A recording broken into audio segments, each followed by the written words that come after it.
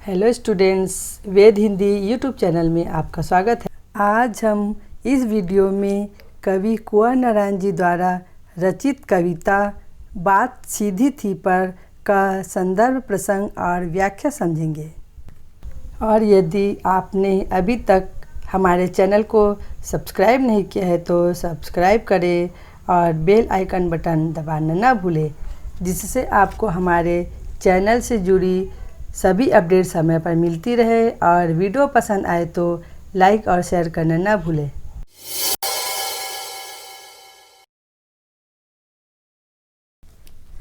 इसके काव्यांश इस प्रकार से हैं। बात सीधी थी पर एक बार भाषा के चक्कर में जरा टेढ़ी फंस गई।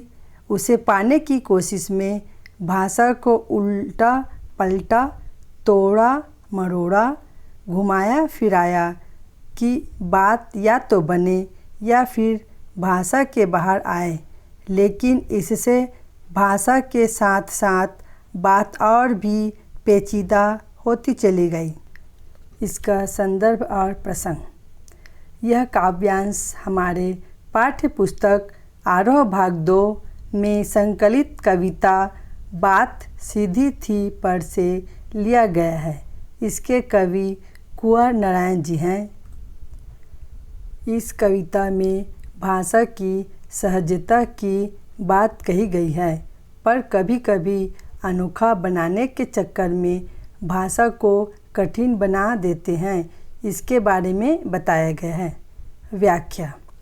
कवि कहना चाहते हैं कि वह अपने मन के भावों को सरल रूप में बताना चाहता है, परंतु समाज की स्थिति को देखते हुए उसे असरदार भाषा के रूप में बताना चाहा, परंतु भाषा के असरदार में भावों की सहजता समाप्त हो गई।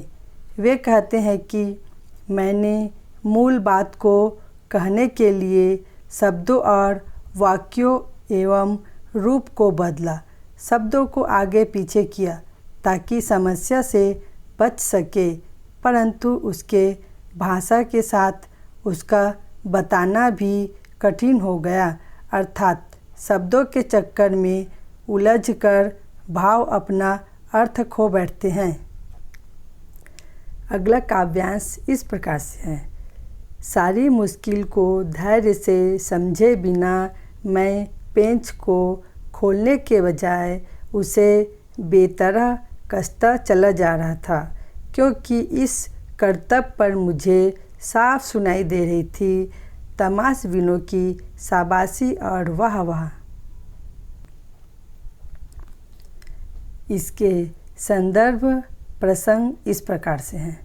यह काव्यांश हमारे पाठ्य पुस्तक आरोह भाग 2 में संकलित कविता बात सीधी थी पर से लिया गया है। इसके कवि कुंवर नारायण जी हैं। इस कविता में भाषा की सहजता की बात कही गई है, पर कभी कभी अनोखा बनाने के चक्कर में भाषा को कठिन बना देते हैं। इसके बारे में बताया गया है। व्याख्या।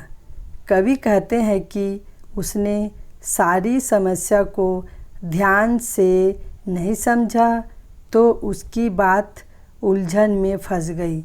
वह हल खोजने के बजाय और अधिक शब्द जाल में उलझ गया। बात सुलझने के स्थान पर उल्टा उलझ गया। कवि उसे बेकार में जमाता चला गया। इससे भाषा और कठिन हो गया। प्रभावी बनाने के कारण वह और समस्या में उलझ गया। तमाशा देखने वालों की प्रशंसा उसे साफ सुनाई दे रही थी। अगला काव्यांश इस प्रकार से है।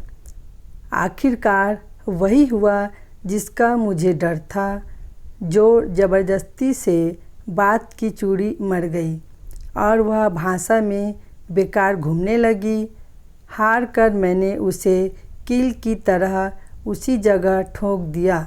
ऊपर से ठीक ठाक, पर अंदर से न तो उसमें कसाव था न ताकत। बात ने, जो एक शरारती बच्चे की तरह मुझसे खेल रही थी, मुझे पसीना पोंछते देखकर पूछा, क्या तुमने भाषा को सहूलियत से बरतना कभी नहीं सीखा? इसका संदर्भ प्रसंग इस प्रकार से है। यह काव्यांश हमारे पाठ्य पुस्तक आरोह भाग 2 में संकलित कविता बात सीधी थी पर से लिया गया है। इसके कवि कुंवर नारायण जी हैं। इस कविता में भाषा की सहजता की बात कही गई है, पर कभी कभी अनोखा बनाने के चक्कर में भाषा को कठिन बना देते हैं। इसके बारे में बताया गया है। व्याख्या। कवि कहते हैं कि जिससे मैं डर रहा था वही हो गया। मैं बनावटी भाषा का प्रयोग करने लगा। जैसे पेंच को जोर देकर कड़ा करने से वह बेकार हो जाता है। वह बाहर से तो ठीक दिखता है, परंतु अंदर से ढीला हो चुका होता है।